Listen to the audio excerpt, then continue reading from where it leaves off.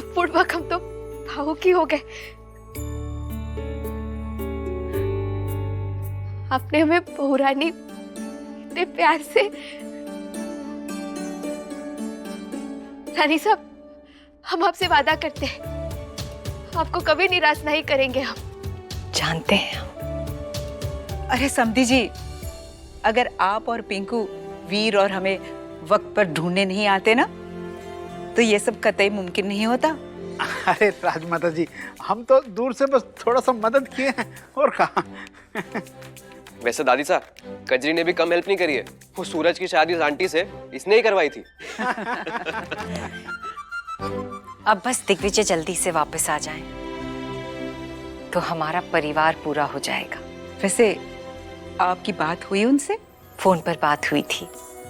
वो उज्जैन में है, महाकाल के दर्शन कर रहे थे। शायद उनकी प्रार्थनाओं की वजह से हम सब आज सेफ हैं।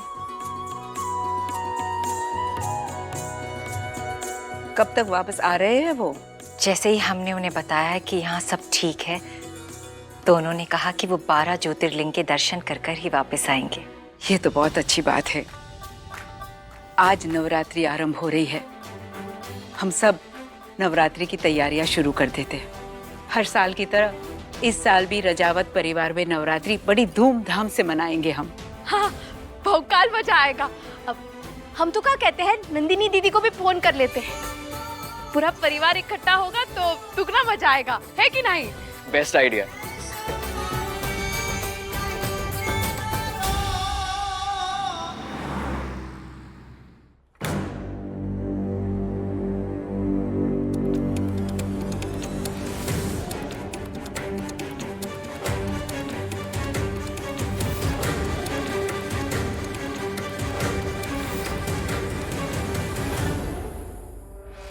अभी इसे मजा चखाती हूँ।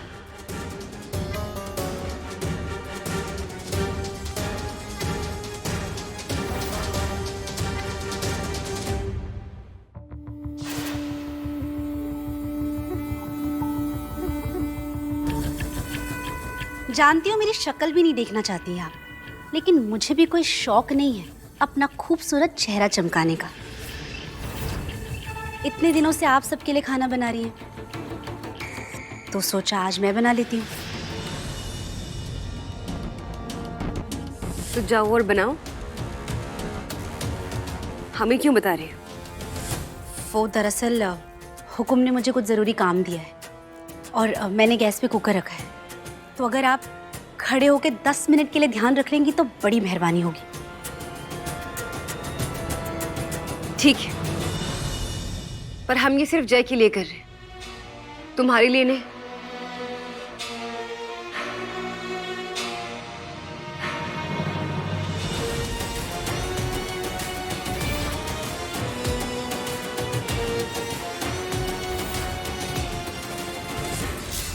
अरे फोन काहे नहीं लग रहा है नंदिनी दीदी का?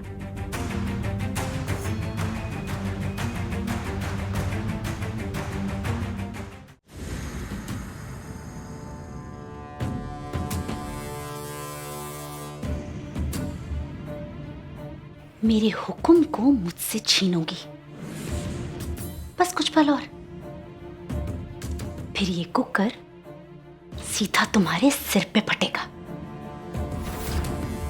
बस अब कभी भी फटा।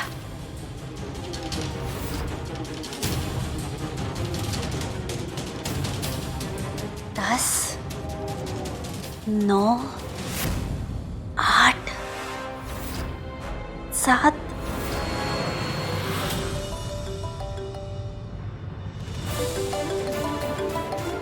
इस मुसीबत को भी आप ही बचना था। फटा फटा।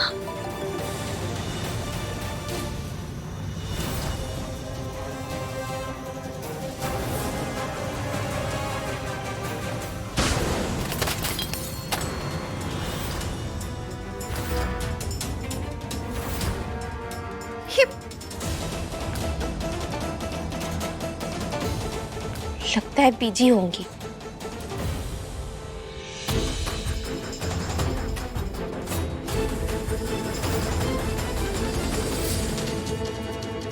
अरे ये क्या? तुम ठीक तो हो ना? जी मम्मी जी हम ठीक, हम तो बस कुकर में। हाँ, कुकर फट गया। हे भगवान, दीदी आप ठीक तो है ना? कहीं लगी तो नहीं है ना आपको? हुकुम ने मुझे कुछ ज़रूरी काम दिया है और मैंने गैस पे कुकर रखा है, तो अगर आप खड़े होकर 10 मिनट के लिए ध्यान रख लेंगी तो बड़ी मेहरबानी होगी। शर्म आनी चाहिए तुम्हें। और कितना नीचे गिरोगी तुम चंपा? हैं? मैंने क्या किया? आप मुझे क्यों डांट रही हो? तुमसे तो बात करना ही फिजूल है, लेकिन एक बात हमारी कान खोलकर सुन लो। जितनी भी टेढ़ी चाल तुम चल रही हो ना, हम तुम्हें उसमें कामयाब नहीं होने देंगे। सब्जी तुम। दीदी मैंने आपका नमक खाया है, ऐसी ओछी बातें कैसे कर सकती हो आप? मैं तो किचन में आपकी मदद करा रही थी और आप। अरे क्या पक रहा है आज?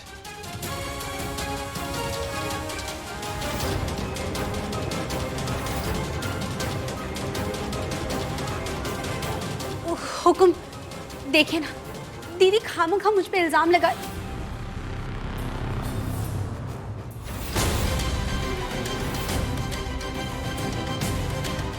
ये सब जल्दी अच्छे से साफ करो।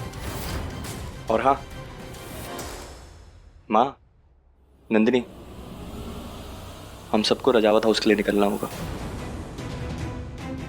वो लोग वापस आ गए हैं। सच? आज रात को नवरात्रि की पूजा रखी है रानी साहब ने।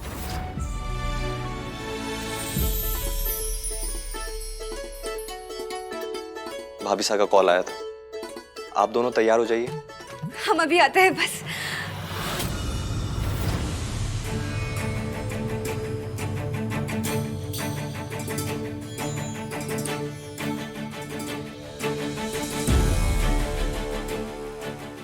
अगर इस नंदिनी ने रानी सा को सब बता दिया तो रानी सा मेरी खाल उधेड़ देंगे।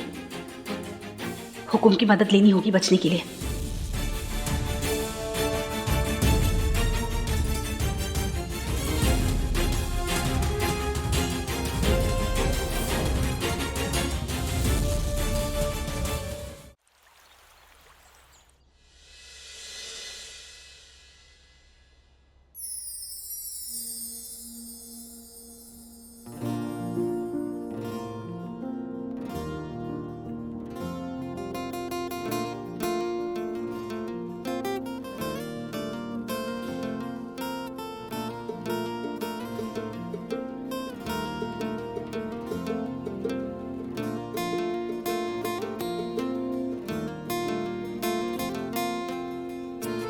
रानी, अरे जाग गए आप?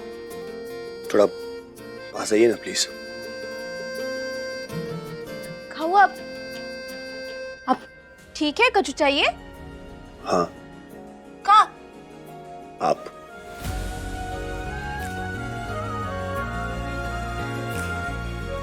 खा पे डॉक्टर साहब, कलर टेपर शुरू हो जाते। अरे रोमांस और प्यार टाइम देखकर नहीं किया जाता रानी। अरे परंतु पूजा तो टेम पर किया जाता है ना, और कलश की भी स्थापना करनी है। हमें तैयार भी होना है। आप भी तैयार हो जाइए, चलिए। रानी 5 मिनट शांति से अपना चेहरा नहीं देखने देंगे आप मुझे? डॉक्टर साहब, राजमाता जी इंतजार कर रही है ना। आप फिर कहे मरीज साहब। चलिए तैयार हो जाइए। आप। अरे डॉक्टर साहब, क्या हुआ? दर्द हो रहा है। दर्द हो रहा है? कहाँ? यहाँ।